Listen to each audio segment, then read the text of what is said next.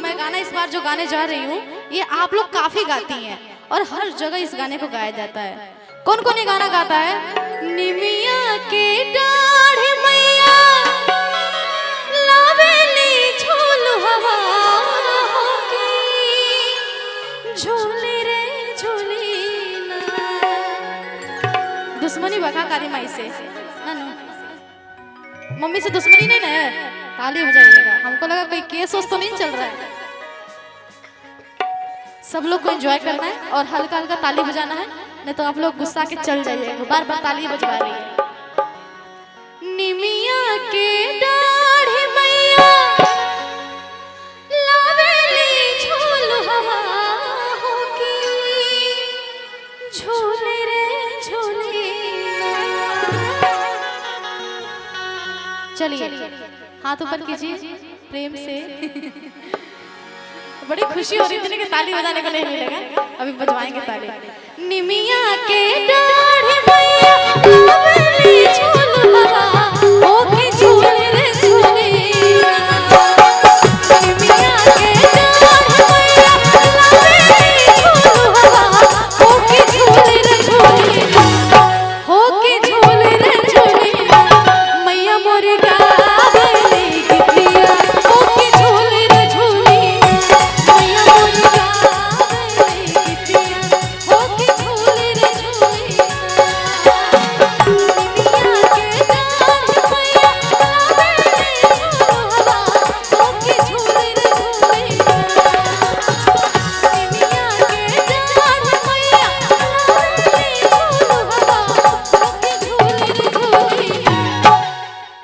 एकदम साइलेंट है। Switch off हो गए क्या सब लोग? स्विच ऑफ नहीं होना है। मेरा तबीयत खराब है और टेंशन आप लोग को हो गई।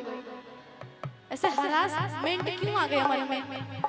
एंजॉय करना है, ठीक है? गुस्साना नहीं है और ना ही अंदर से जलन पैदा करना है। तो हम एंजॉय करना है। कोई कोई ऐसा लग रहा है मेरे को सच में काली मैया के रूप में ही दिख रही है। कहीं ले तलवार ले चाकू चलाना शुरू, लेकिन एंजॉय करना है, गुस्सा नहीं करना है किसी को भी, ठीक है? बहुत सुंदर है आप लोग।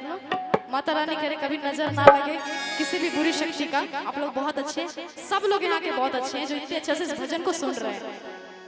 चलिए। निमिया के डाढ़ मैया लावेली झूल हवा होके झूले रे झूले ना।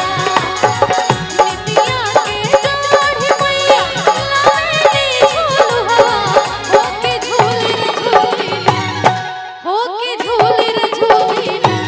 मैया मोर गावेली गीतिया होके झूले रे झूले।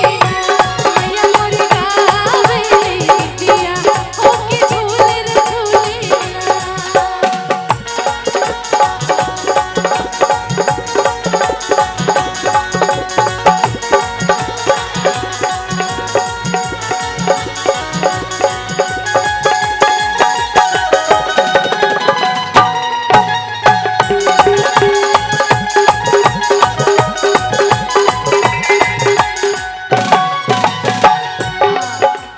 ये जो लाइन है भैया, सुनिए भैया।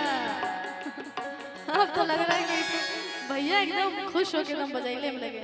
बहुत अच्छा ये लोग प्ले कर रहा है और बहुत अच्छा। मुझे टेंशन हो गया था कहीं कुछ गड़बड़ाए तो नहीं, लेकिन सुकून मिल गया आप लोग के बजाने से। सूतल बाड़ू की जागल ये मालनिया होगी बूंद एक ना। जैसे कुछ देर पहले आप लोग सो गई थी ना, अभी आके जगाना पड़ा कि ताली बजाइए। वैसे मैया भी परेशान हो गई होगी इस टाइम। सब लोग एंजॉय कीजिए और ताली बजाइएगा, ठीक है? ज्यादा नहीं परेशान करेंगे क्योंकि हमको बीच बीच में खांसी आ जाएगी तो हम भी पकड़े जाएंगे। भैया इसको गाने ही नहीं आता। चलिए। सूतला